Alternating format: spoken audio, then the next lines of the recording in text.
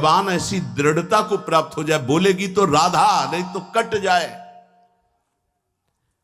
रसनाद्या तव गुण ही, केवल आपकी बात बोले नहीं तो ये नष्ट हो जाए। मुझे ऐसी जिह्वा नहीं चाहिए जो आपसे बिलक बात करे। दृढ़ियो, मुझे दृढ़ कर दो इस वाणी को, मेरी रसेंद्री को आपका उच्छिष्ट पाए, मेरी वाकेंद्री को आपका गुणगान करे। बस मुझे नहीं चाहिए और कुछ। राधा राधा राधा, क्या दुर्लभ रह जाएगा, क्या चाहिए। पलक झपकने को निमेष कहते हैं। इतने में राधा के प्रीतम ने अनंत ब्रह्मांडों का सृजन कर दिया।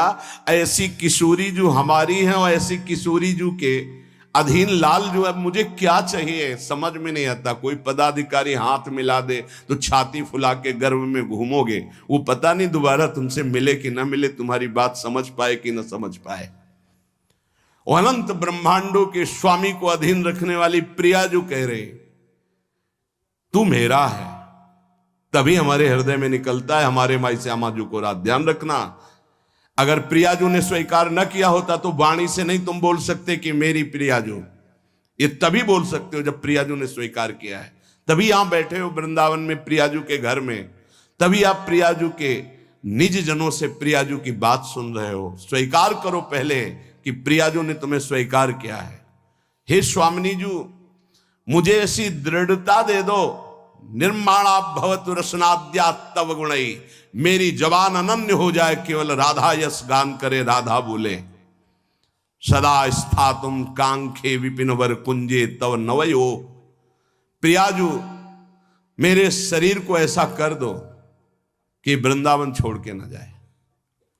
ऐसा रोग दे दो, ऐसी परिस्थिति दे दो, ऐसी घटना कर दो कि वृंदावन से कभी बाहर जाने लायक ही न रहे। बड़ी कृपा। घबरा जाएगा हृदय, रोग दे दो। नहीं नहीं, हमें कहीं भी रखो, रोग मत देना। भव रोग तो लगा ही आए, उसको तो तुम जान ही नहीं पा रहे, जो तुम्हें बार बार जन्म मरण, कैसा कैसा कष्ट है। जीव मानव योनि में आया, गर्भ में आया, 9 महीना रहा, मर गया, फिर दूसरे गर्भ में गया। क्या दुर्गति है जीव की, समझ पा रहे। मानव योनि में हुआ, ऐसी जगह जन्मा, उठा के फेंक दिया, उठा के फेंक दिया जैसे कोई डस्टबिन में कूड़ा फेंकता है। क्या दुर्गति है जीव की, समझ नहीं पा रहे। आज तुम विवेकवान हो, बुद्धिमान हो, स्वस्थ हो, प्राप्त कर लो प्रभु को, नहीं कल पछताना पड़ेगा। कुछ काम नहीं करेगा तुम्हारी बुद्धि। जो बहुत बुद्धिमान है ना, यही देख लेना, यही तुम्हारी दृष्टि नहीं है इसलिए तुम्हें दिखाई नहीं दे रहा, दूर से दिखाई दे रहा है। कल जैसे बोले थे आज फिर बोल रहे हैं, यदि प्रभु के चरणों का आश्रय नहीं लोगे, नाम जप नहीं करोगे, शास्त्र मर्यादा का उल्लंघन करोगे, कोई भी हो, कितनी भी ऊंचाई, कितने भी बड़े पद में, कहीं भी तुम्हारा जितना भी वैभव है, तुम्हें संतोष नहीं प्रदान कर सकता। तुम्हारी चेतना तुम्हें जलाएगी, देख लेना। चिंता, शोक, भय, डिप्रेशन, दुख, इससे मुक्त नहीं हो सकते। कागज में लिख लो चाहे दिमाग में लिख लो। आज पुण्य काम कर रहे हैं तो खूब जय जय, और कल हमें बताना जब पुण्य का नंबर बदलेगा, तब तुम्हें उत्तर मिलेगा कि जीवन का तुमने क्या वस्तु खोया। जहां से बनना था वहीं नास्तिकता ले आए, अब क्या तुम्हारे अंदर रह गया है। बहुत शायद सत्संग में याद हो, एक बार सुनाया था, ये बहुत प्रिय संत के द्वारा बताई हुई बात थी कि एक बहुत बड़े डॉक्टर थे जो विदेश से, अमेरिका आदि से डॉक्टरी से, बिल्कुल नास्तिक स्वभाव। जब कभी किसी संत की बात आती तो सीधे निंदा और गालियों से बात करते थे। अरब खरब रुपए साहब, और इतने बड़े सर्जन के डॉक्टर उनका सम्मान करते थे। एक बार किसी संत ने उनको समझाया कि डॉक्टर साहब आप बहुत बड़े हैं, लेकिन इतने बड़े नहीं कि माया के थप्पड़ को झेल जाए, इसलिए भगवान से तो नास्तिक। कौन भगवान, कैसा भगवान, कहां भगवान। तो उनका एक बार जीवन में मैं स्वयं मिलूंगा आपसे आकर। संतों का स्वभाव होता है बहुत जिद्दी। एक बार मैं आपके दर्शन करूंगा आके और आपसे यही प्रश्न करूंगा। आज मैं नोट कर लेता हूं आपका प्रश्न और उत्तर मैं उस समय दूंगा आकर के। फिर कुछ वर्ष बाद हमको वृंदावन में मिले थे, सिंहोम आश्रम के सामने परिक्रमा मार्ग में बैठे हुए थे, बड़े उच्च कोटि के महात्मा, बड़े छद्म भेषधारी, कोई जान न पावे। तब उन्होंने बताया था उनका कुछ समय बाद एक्सीडेंट हुआ, मेरुदंड 6 जगह से टूट गई। मेरुदंड, अब हालत जानते हो मेरुदंड टूटने वाले की क्या होती है? जिंदा मरा हुआ आदमी, मरा हुआ तो ठीक है, लेकिन जिंदा मरा हुआ आदमी, जब उनको ये पता चले वो गए अस्पताल में, कहा डॉक्टर साहब पहचाना? रो पड़े, धीरे से बोले बचा लो। तो कहा अब तो गुंजाइश नहीं है, अब तो अकर्म लागू हो गया, अपना दंड देने में अब नहीं हो सकता। अब एक बात कहूं, अंतिम बना लो अगर तो नाम जपना। बोले बोल दो, कुछ भी नाम बोल दो, कुछ भी बता दो। अब मैं मान गया कि कोई ईश्वर है जिसके आगे किसी की नहीं, अब मैं किसी काम का नहीं रह गया, मेरी सब पढ़ाई लिखाई डॉक्टरी व्यर्थ हो गई, मेरा जीवन अब मृत्यु शैया पे पड़ा है। बोले अब बोलो राम, अब बोलो। हमें लगता है डॉक्टर के ऊपर बहुत कृपा पहले से ही हो गई थी, तो ये परिस्थिति आई और अंतिम बन गया। संत के द्वारा भगवान नाम उच्चारण करवाना और आर्त भाव से भगवान को पुकारना, कई ऐसे उदाहरण, इसीलिए हम चीख के कहते हैं कि कोई भी हो, कहीं भी हो, कुछ भी कर लो, जब तक भगवद आश्रय नहीं लोगे तब तक शांति तुम्हारे अंदर नहीं, विश्राम नहीं। ये चिंता, शोक, भय, मृत्यु तुम्हें दंड देके रहेगी, तुम्हें त्रास देके रहेगी। हम ये नहीं कहते कि भजन करने वालों को रोग नहीं आता, दुख नहीं आता, विपत्ति नहीं आती, लेकिन 100 ग्राम विपत्ति 1 किलो संपत्ति क्या करेगी? 100 ग्राम विपत्ति का दुख हो, 1 किलो संपत्ति का सुख क्या करेगी? कौन सी आनंद संपत्ति? ये तो दुख गणना में ही नहीं है उस सुख के आगे, लेकिन हम तुम्हें इशारे में बता रहे हैं। 100 ग्राम दुख और 900 ग्राम सुख उसके ऊपर लदा रहता है, वो कुछ नहीं कर पाता। भगवद आश्रित के हृदय को तुम नहीं जान पाओगे, तुम भी भगवद आश्रित हो जाओ। सदा स्थातुम कांखे विपिन वर कुंजे च नवयो। ऐसी कृपा कर दो श्री जी कि धाम से जाने योग्य न रह जाए, ऐसी कृपा करो। बड़ी कृपा होती है। जैसे कोई जंगली जानवर होता है ना, और उसको काबू में जब किया जाता है तो गांव में एक लंगड़ डाला जाता है। अब वो उतने ही कदम चल पाएगा जितने में उसको चारा मिले, बस। ऐसे ही श्री जी जब कृपा करती है तो किसी असाध्य रोग का लंगड़ डाल देती है, बस जियो चुपचाप। कैसे? राधा राधा राधा, और आ जाओ हमारे पास। ये बड़ा सौभाग्य होता है, बड़ा सौभाग्य। अभी नौजवान एक परसों के आए थे, यहां कैंसर था। कह मैंने आपको गुरु मान लिया, अब राधा राधा राधा, अब एक श्वास भी नहीं राधा नाम से अलग जाएगी, बस मुझे कोई आशीर्वाद नहीं, बना रहे, बस राधा राधा छूटे न। कितनी कृपा हो गई। कोई अपने जीवन की जब निराशा की स्थिति को देखता है तब आशा उसकी बनती भगवत प्राप्ति की। अब तो गया भाई, अब तो राधा राधा। हम तो कहते प्रणाम है भगवान की इस विधान को, प्रणाम है उस दुख, उस रोग को जिसने निश्चय करा दिया कि अब तो राधा राधा राधा। बड़े भाग्य की बात है ये, यद्यपि बर्दाश्त नहीं होगा भाग्य सबको। सदा स्थातुम, वृंदावन से न जा पाऊं, आपका आश्रय न छूटे, आपका नाम न छूटे, ऐसी परिस्थिति दे दो। ये बहुत मंगलकारी परिस्थिति है। भगवान कृपा करें भोग लायक न रह जाएं, भगवान कृपा करें जगत लायक न रह जाएं, भगवान कृपा करे हमसे कोई प्यार न करे। बर्दाश्त होगी ये बात? एक हो गया ऐसी कृपा हमें सुनना भी नहीं। हमारी आकांक्षाएं जगत की है, ये जरूर सुनना। यही हमारे जीवन की दुर्दशा है जो हमको प्रभु से विमुख किए हैं। एक बार हम एक संत भगवान के मुख से सुना कि असाध्य रोग भगवान की विशुद्ध कृपा से प्राप्त होता है। यह साध्य रोग नाता तो साधन का अहम बना रहता। मानते कि साधना ठीक थी, लेकिन उसका परिणाम वो नहीं होता जो आर्त भाव में हुआ, जो असहाय अवस्था में हुआ, जो अकिंचन अवस्था में। कोई एक व्यक्ति पानी देने वाला नहीं, एक वस्तु नहीं, आर्त भाव। आप समझ गए कि मैं गया, उसी ने कृपा की।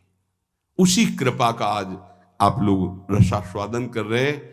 यद्यपि किसी योग्य नहीं, किसी योग्य नहीं, ना पढ़ा लिखा, ना उतना कुछ नहीं, केवल बस ऐसा है कि जैसे पारसमणि छू गई लोहे पे तो चमक पड़ा, सोना बन गया। वो उस लोहा जंगहा किसी के काम आने वाला नहीं था।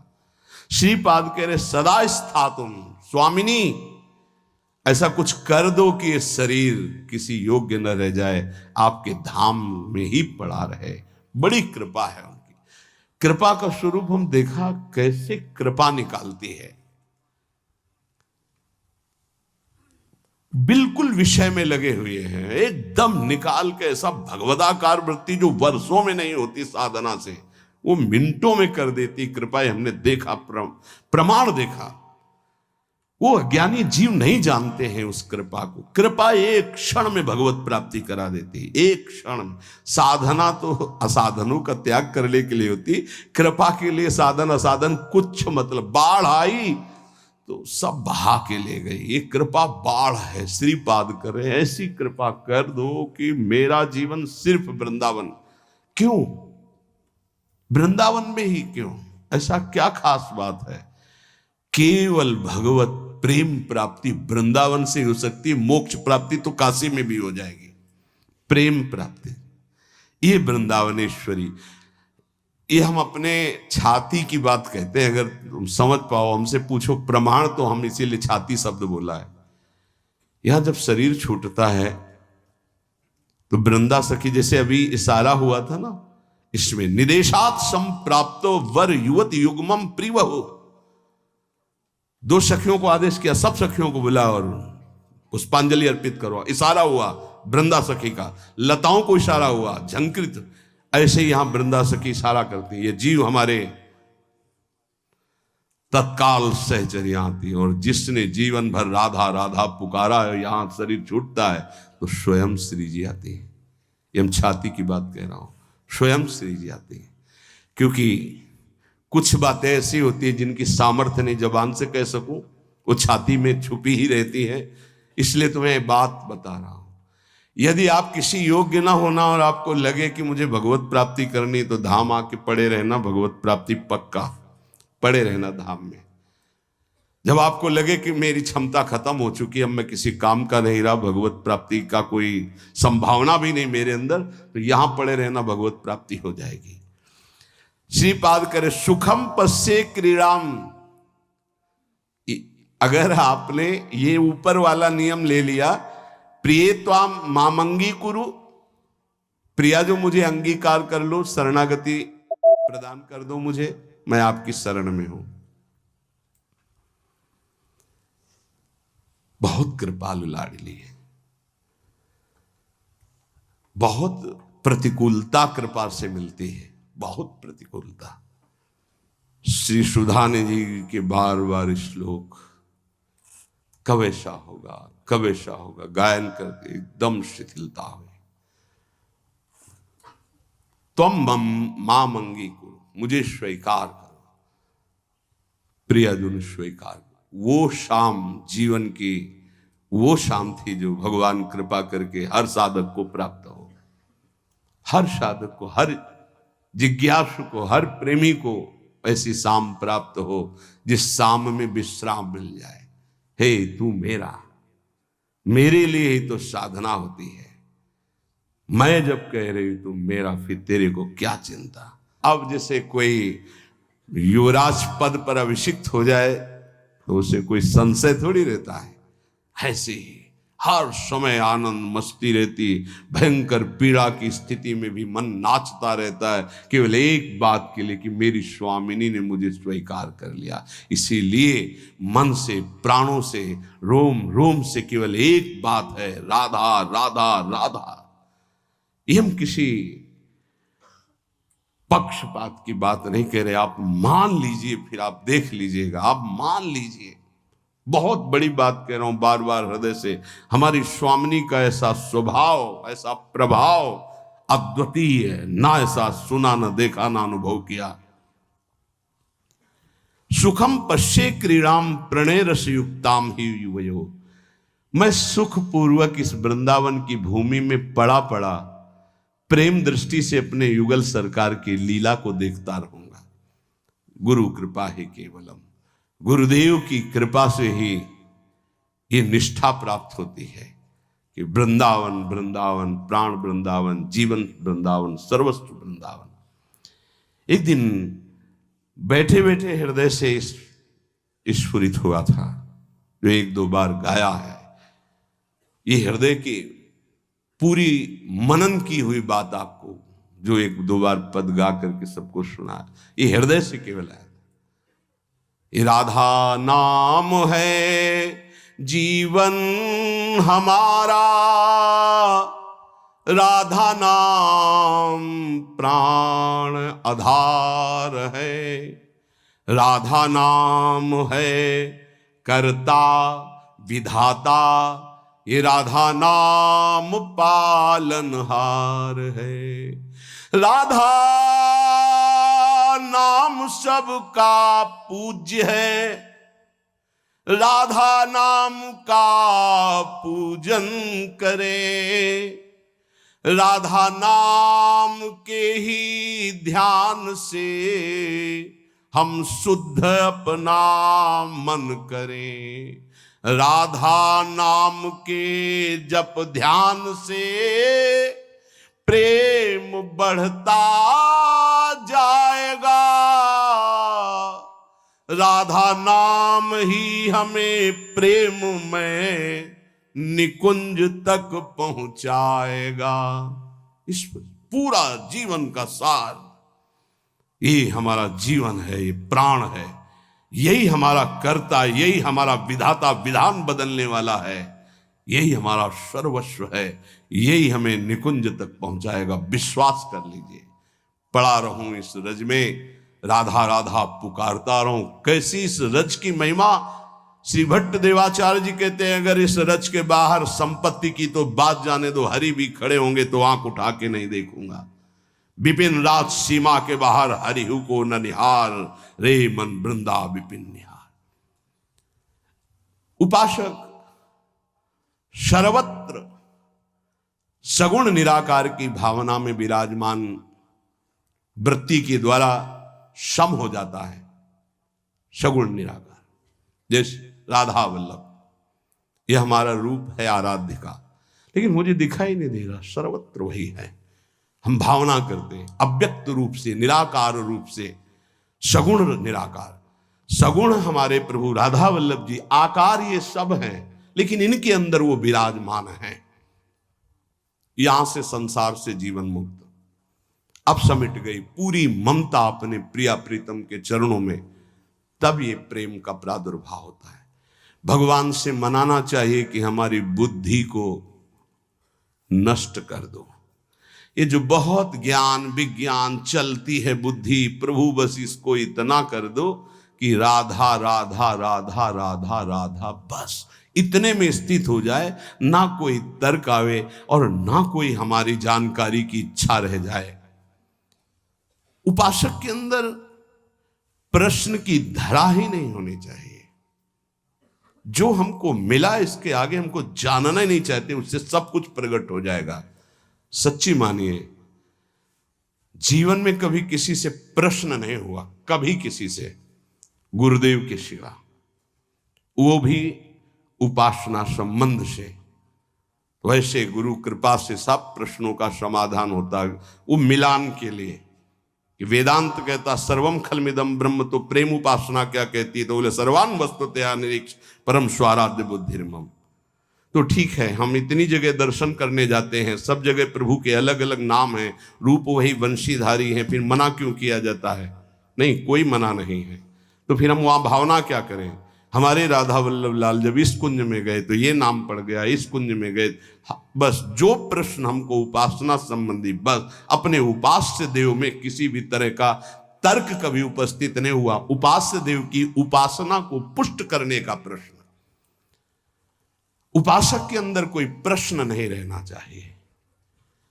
जो मंत्र और नाम मिला है समस्त समाधानों का समाधान है। अनन्य ममता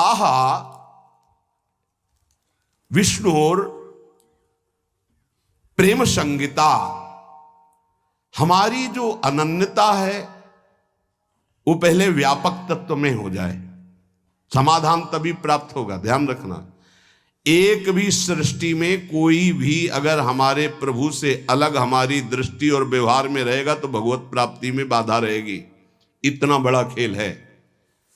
अनन्य ममता विष्णुर, विष्णु माने व्यापक।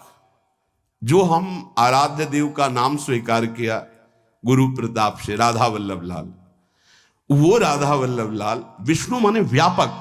अनन्य ममता, हमारी ममता राधा वल्लभ लाल जी के चरणों में, और वो व्यापक, सब में वो व्यापक है। प्रेम संगीता, इसी से प्रेम का स्फुरण होगा, पहले सब में बराबर। हरिवंश नाम लीजिए अजात शत्रु सदा। देखो भला ऐसा है? ऐसा नहीं, इसीलिए नाम जपने पर भी नाम का रंग नहीं आ पा रहा, क्योंकि इससे नामापराध बन जाता है। किसी भी देवता की निंदा करना, भगवान शिव हरि में भेद रखना, संत वैष्णव गुरुदेव की निंदा करना, वेद के शास्त्रों के गुरु उपदेश के प्रतिकूल चलना, ना सुनने वाले को भी, ना चाहने वाले को भी, अश्रद्धालु को भी उपदेश करना, कई ऐसे नाम अपराध है। नाम को अर्थवाद मानना कि अरे ये तो केवल रोचकता बढ़ाने के लिए कहते हैं, ऐसा नाम का फल नहीं है। इन सब बातों से नाम जपने पर अरुचि हो जाती है, और नाम जपने पर भी नाम का फल प्रकाशित नहीं होता। अगर हम इसी जन्म में बहुत जल्दी लाभ प्राप्त करना चाहते हैं तो किसी से भी न राग न द्वेष। अनन्य ममता विष्णुर, जो व्यापक तत्व है। दो प्रकार की उपासना करनी ही होती है हर उपासक को। एक होती है सीमा के अंतर्गत और एक होती असीम। ये दोनों उपासना की पद्धतियां स्वीकार करनी पड़ेगी। सीमा के अंतर्गत सिर्फ राधा वल्लभ लाल, असीम सर्वत्र राधा वल्लभ लाल। यो वृंदावन सीमनी कश्चन घनाश्चर्य किशोरी मणेश, ये सीमा के अंतर्गत। असीम सर्वान वस्तुतया निरीक्ष। दोनों पद्धतियां स्वीकार करनी ही पड़ती है। पहली पद्धति में समता और दूसरी पद्धति में ममता। समता करके विस्मृत, ममता करके आसक्त, ये प्रेम संग, प्रेम का प्रादुर्भाव। समझ पा रहे? अगर एक भी वस्तु व्यक्ति स्थान से कहीं भी नफरत है, द्वेष है, शत्रुता है, तो जब तक उसको नहीं मिटाओगे भगवत प्राप्त नहीं हो पाओगे। कहीं भी द्वेष नहीं था, केवल रंगनाथ जी के मंदिर के जो सेठ जी थे उनसे जरा सा द्वेष पूर्व का था लाला बाबू को, तो श्री कृष्णदास जी ने उनको विरक्त वेश नहीं दिया। और जिस दिन वो उनके सामने भिक्षावृत्ति के लिए खड़े हो गए और द्वेष खत्म हुआ, हृदय से लगाए और गए, तो रास्ते में मिल गए कि लाला बाबू आज तुम्हें हम विरक्त वेश देंगे। अर्थात हमारे गुरुदेव, हमारे इष्ट तभी प्रसन्न होते पूरी सृष्टि में किसी एक से भी वैर न रह जाए। अनन्य ममता विष्णुर ममता प्रेम संगीता भक्ति रित्युच्यते भीष्म प्रह्लादोद्धव नारदैः। श्री भक्ति के आचार्य देवर्षि नारद जी, भगवान श्री कृष्ण के परम मित्र, गोपियों के परम भक्त उद्धव जी, प्रह्लाद जी भक्तों में सर्वश्रेष्ठ, महामहिम श्री भीष्म जी, इन बड़े बड़े महापुरुषों का मत है कि इसी भक्ति से प्रेम का प्रादुर्भाव होता है। क्या? सब में विष्णुर व्यापक प्रभु हमारे, व्यवहार आपका ऐसा सम, और ममता अनन्य भाव से जो गुरुदेव प्रदत्त आराध्य देव का रूप है उसके सिवा, उसके सिवा नहीं।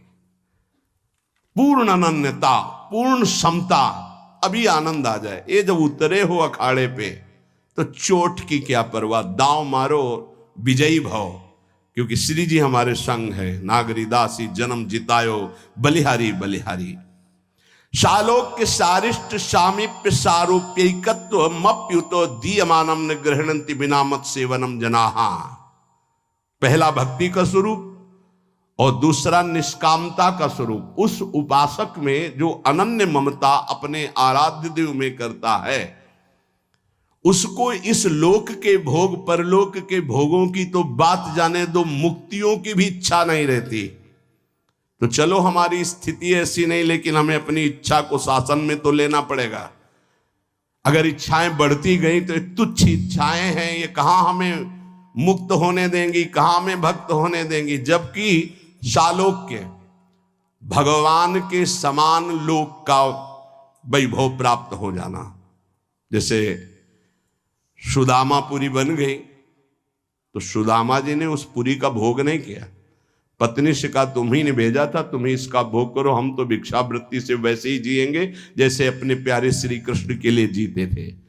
शालोक्य नहीं स्वीकार किया। शारिष्ट भगवान के समान ऐश्वर्य विभूतियां बल विक्रम सब जागृत हो जाना। सामीप्य भगवान के समीप भगवत स्वरूप धारण करके विराजमान रहना। सायुज्य भगवान में समा जाना। जैसे तरंग जल में लीन हो गई, कोई भी मोक्ष नहीं चाहता। भक्त तो चरण दासता के सिवा कोई सुख नहीं चाहता।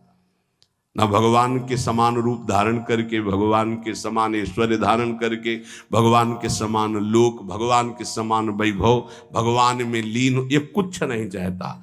सालोक्य सारिष्ट सामीप्य सारूप्यकत्व मप्युत दीयमानम। अधिकार हो गया, वो जो चाहे मोक्ष प्राप्त कर ले। न ग्रहणंति, नहीं चाहिए। क्या चाहिए? सेवनम जनाहा, केवल सेवा आपकी बस। ना मुझे और नहीं चाहिए, नहीं, ये पांचों मोक्ष नहीं चाहिए। कैवल्य परम पद स्वरूप बोध महापुरुष को मिलता है। भक्तिवान कैवल्य परम पद का अधिकारी स्वयं हो जाता है, क्योंकि स्वरूप बोध भगवान के दर्शन और स्वरूप बोध एक ही साथ होता है। मम दर्शन फल परम अनुपा जीव पाव निज सहज स्वरूपा। और यहां तो भावदेह की प्राप्ति आचार्य कृपा से पहले ही हो जाती है। अलग अलग उपासना का खेल है। जैसे भाव से आप भजन कर रहे हो, आपको स्वरूप ज्ञान भी नहीं है, खूब नाम जप कर रहे हो, विकल हो प्रभु के लिए, कोई मैं कौन हूं क्या हूं कोई मतलब नहीं, तो भगवान दर्शन देंगे, जे ही दर्शन देंगे स्वरूप बोध हो जाएगा। प्रेम उपासना में जे ही प्रियाजु से आसक्ति बढ़ती है तो आचार्य चरण भाव दे प्रदान कर देते हैं, वहां स्वरूप पहले ही बोध हो गया।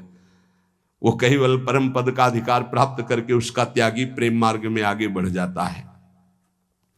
सच्चिदानंद प्रभु के भजन में कैसे भी लग जाओ, मंगल ही मंगल है।